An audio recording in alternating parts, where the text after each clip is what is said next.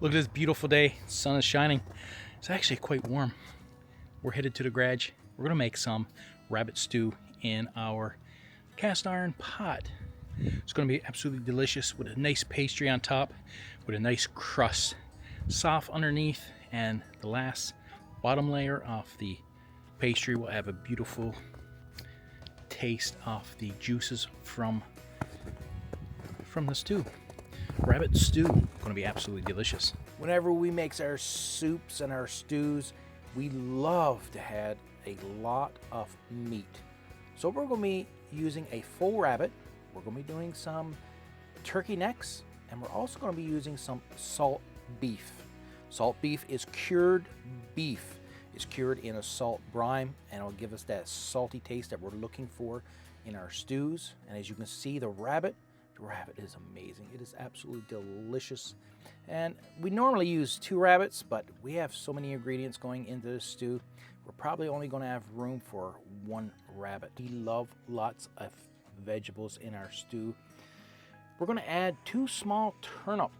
I'm going to cut this up, dice it up quite small, but I need to check with Mother to make sure it's not too big, not too small, because if it's too big, she's going to start dicing them up herself. And if it's too small, well, the stew is just not going to be the same. And we're going to use these 2 turnips, and it's going to put a wonderful taste on our stew. As you can see, this is the size that we're looking for. You can do it whatever you want. If you want it bigger or smaller, entirely up to you. But this is the size that we normally cut our turnip and our vegetables. So we're going to peel about 4 or 5 large carrots. We're also going to dice these up quite small. We're going to keep our carrot and our turnip in one container because this is going to go into our cast iron pot with the meat after the meat's been cooking for about 45 minutes to an hour. We're also going to add some potato, and I know potato is kind of controversial when it comes to soups and stews.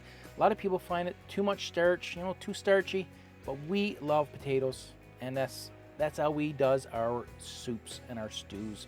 Potatoes got to go in. So we're going to be using about 8 or 9 small potatoes, dice them up quite small, and we're going to add that to a separate pot because it doesn't take long for a potato to cook, and that will go in later after the carrot and turnip is almost fully cooked. We're going to dice up a very large onion. We love the taste of onion. This is going to be added with the meat in the beginning so that it can cook with the meat, because this onion, even if you're not crazy about onion, it's almost going to dissolve while it's cooking with the meat. You're not even going to notice that it's in the stew. As you can see, the starch is with the potato. Some people don't like it, but we're okay with it. And our beautiful turnip and our carrot kept separate. And then our meat. Look how beautiful this is coming along. And we also, like I said, added some onion powder to that right in the beginning. Let this cook for 45 minutes to an hour.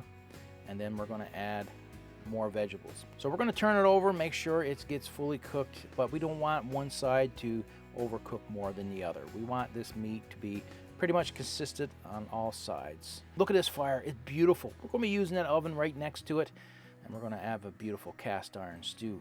So now we're adding our cured salt beef that we buy in the grocery store. Cured salt beef is very common here in Newfoundland. Now, we're big on gravy browning. I don't know if many people know what gravy browning is, but it changes the color of our gravies, basically. It just makes it a little darker. It's almost like a dye, but it's not a chemical dye. And we use it a lot for our gravies, but also for our stew. We don't want that too light of a color, so we kind of want to darken it up. Look how beautiful this rabbit is turning out. And look at that massive turkey neck.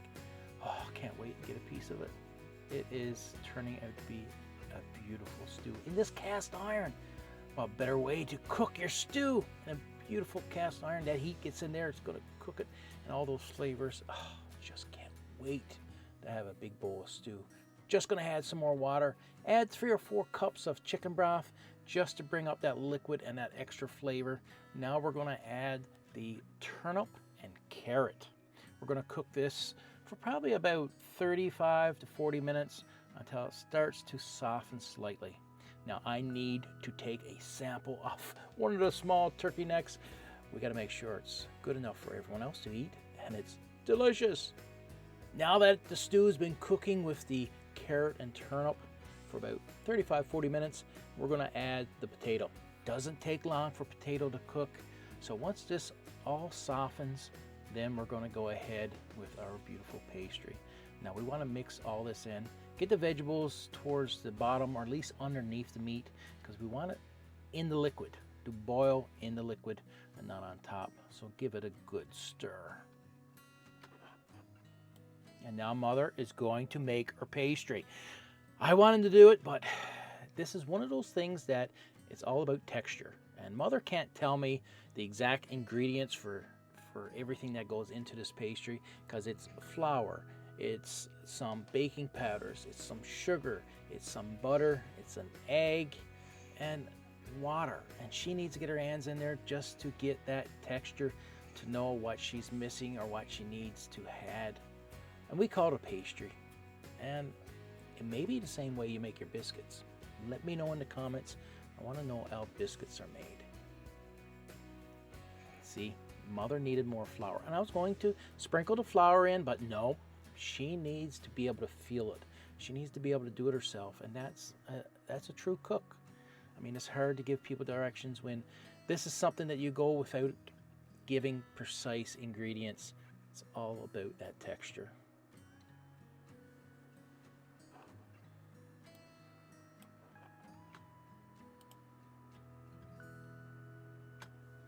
This is the moment. That's all we do.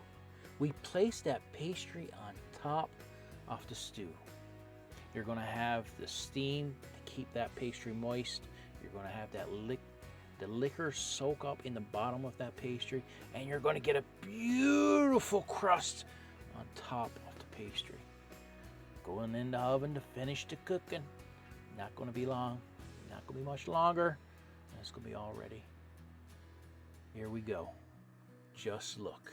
Just look. That beautiful brown. Oh my. It's going to be perfect. Mother stews. You can't ask for a better hearty meal. Look how beautiful it turned out. How could it turn out any better? Look. Just admire the beauty of this beautiful stew. Healthy. No additives, it's all natural ingredients.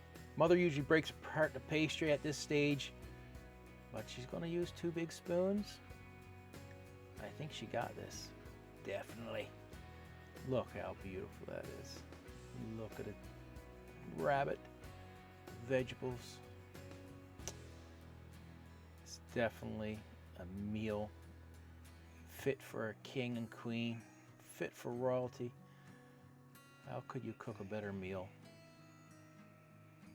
Look at those beautiful vegetables, the colors.